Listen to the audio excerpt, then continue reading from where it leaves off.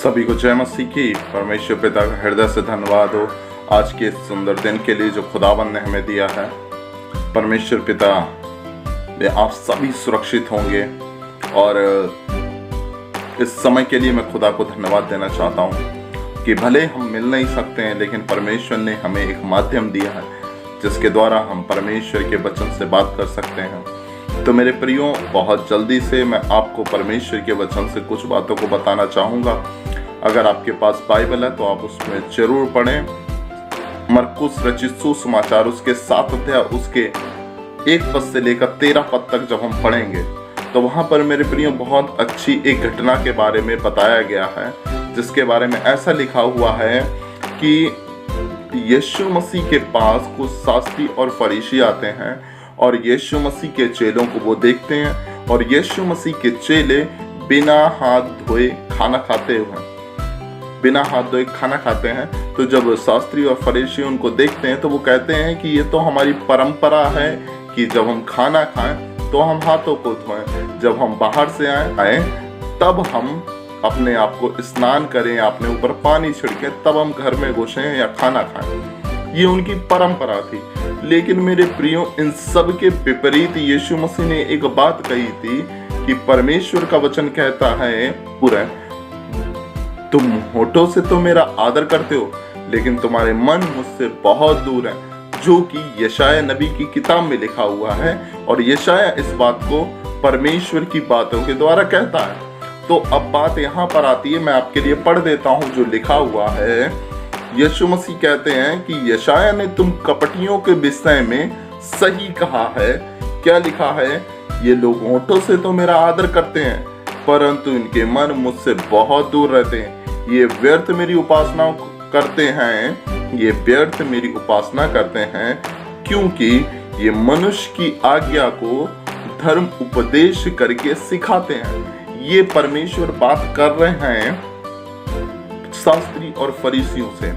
मेरे प्रियो, आज भी बहुत से लोग हैं जो परमेश्वर की आज्ञा को इतना महत्व नहीं देते हैं, जो परमेश्वर की बातों को इतना महत्व नहीं देते। लेकिन महत्व किसको देते हैं? अपने पास्टर की, अपनी पादरी की बातों को।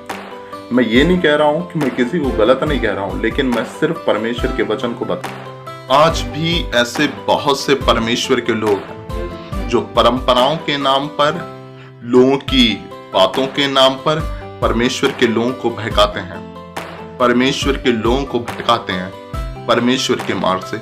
और ऐसे बहुत से लोग हैं मसीह में जो विश्वास किए हुए हैं, बपतिस्मा पाए हुए हैं, चढ़ जाते हैं, लेकिन आज भी वो सिर्फ परंपराओं में फंसे हुए हैं। मेरे प्रियो, अगर आप किसी भी जगह पे हो, आप किसी भी संस्था से जुड़े हुए हो, आप किसी भी चर्च में जाते हो, आपका कोई भी पास्टर क्यों ना हो, लेकिन हर एक बात में कोई भी बात आती है, सबसे पहले आप उसको परमेश्वर के वचन में देखें कि क्या वो परमेश्वर के वचन में लिखा है या क्या वो परमेश्वर के वचन के अनुसार सही है।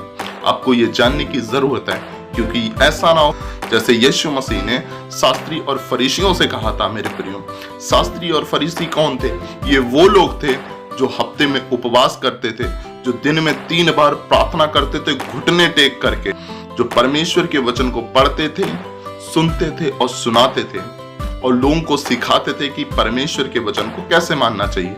उन लोगों से यीशु मसीह कह रहे हैं। तो मेरे प्रियो, ये बात हमारे ऊपर भी अप्लाई होती है कि हम कौन सी बात को, कौन सी आज्ञा को परमेश्वर के वचन के अनुसार ग्रहण कर रहे हैं, कौन सी हम बात को, कौन सी आज्ञा को अपने अनुसार परंपराओं के को लेकर के या किसी ऐसी बात को जो परंपरा से जुड़ी हुई है और हम उसको परमेश्वर के वचन के उपदेश, मतलब परमेश्वर के वचन को महत्व ना दे करके परंपराओं को, रीति रिवाजों को, बातों को हम महत्व देते हैं। यीशु मसीह ने सीधे कह दिया कि ये होठों से तो मेरा आदर करते हैं, होठों से तो कहते हैं प्रेज द लॉर्ड, हालेलुया, जय मसीह की, लेकिन मेरे प्रियो वचन क्या कह रहा है कि उनके हृदय मुझसे बहुत दूर है। वो आपके सामने तो शायद अच्छी अच्छी बातें करेंगे, लेकिन उनके मन परमेश्वर से बहुत दूर है। परमेश्वर, यीशु मसीह ने इसलिए नहीं कही ये बात कि वो शास्त्री और फरीसी थे, वो यीशु मसीह पर विश्वास नहीं करते, लेकिन यीशु मसीह ने ये बातें इसलिए कही कि परमेश्वर हमारे दिखावटी जीवन को नहीं चाहता। परमेश्वर हमारे हृदय को जांचता है, परमेश्वर हमारे हृदय की हर एक बात जानता है। और यीशु मसीह ने उनके हृदय की बातों को जाना कि यीशु, आप मनुष्य के सामने दिखावा कर सकते हैं, आप मनुष्य के सामने धर्मी बन सकते हैं, लेकिन आप परमेश्वर के सामने धर्मी बनने का नाटक नहीं कर सकते हैं। तो जरूरी है कि हम अपने हृदय की बातों को देखें गहराई के साथ और परमेश्वर पर विश्वास करें। और परमेश्वर का वचन कहता है, यीशु मसीह कहते हैं कि तुम मनुष्य की आज्ञा को कैसे पूरा करते हो, परंपरा के नाम पर तुम परमेश्वर की आज्ञा को टाल देते हो और मनुष्य की आज्ञा को पूरा करते हो। और कहते हैं कि लो, मूसा ने तो कहा था कि अपने माता पिता की आज्ञा का पालन करना। मतलब एक कॉमन सी बात, एक सबसे छोटी आज्ञा एक मनुष्य के लिए, जिस माँ बाप ने उन्हें जन्म दिया उनकी आज्ञा का पालन करें। जब वो उनका ही पालन नहीं कर पा रहे तो परमेश्वर की आज्ञा का क्या पालन करेंगे। मेरे प्रियो, वचन साफ साफ कहता है, यीशु मसीह का इससे मतलब नहीं था कि उसके चेले हैं वो गलत शिक्षा पाए। यीशु मसीह का कहने का मतलब ये नहीं था कि नहीं, आप बिना हाथ धोए खाना खाओ या बिना हाथ धोए कहीं भी घूमो या नहाओ मत, गंदगी फैलाओ, ऐसा बिल्कुल नहीं था। लेकिन यीशु मसीह के कहने का मतलब ये था कि आप शारीरिक स्वास्थ्य, जो आपकी सफाई है, जैसे आप शारीरिकता में अपने आप को अच्छा रखते हैं, वैसे आप अपने आत्मिक जीवन में भी अच्छे बने रहें। जैसे हम शारीरिक में लोगों को दिखाते हैं कि देखो हम कितने धर्मी हैं, हम कितना दान करते हैं, हम कितनी प्रार्थना करते हैं, हम कितना परमेश्वर का वचन पढ़ते हैं, उससे फर्क नहीं पड़ता। लेकिन फर्क इतना पड़ता है कि हम कितना परमेश्वर के वचन को अपने जीवन में लागू करते हैं। मेरे प्रियो, जो शास्त्री फरीसी थे वो परमेश्वर के वचन को पढ़ते तो थे, सुनते तो थे, समझते तो थे, लेकिन वो कहीं ना कहीं एक दिखावे के रूप में था कि देखो हम कितने धर्मी हैं, हम कितनी प्रार्थनाएं करते हैं। यीशु मसीह ऐसे बिल्कुल नहीं चाहते। यीशु मसीह चाहते हैं कि हम परमेश्वर के वचन को पढ़ें और जानें, और जो हमारा मंदिर है, जो पवित्र परमेश्वर का, पवित्र आत्मा का मंदिर है, हम उसमें क्या करें, अपने उसको पवित्र बनाए ताकि परमेश्वर का आत्मा उसमें वास करे।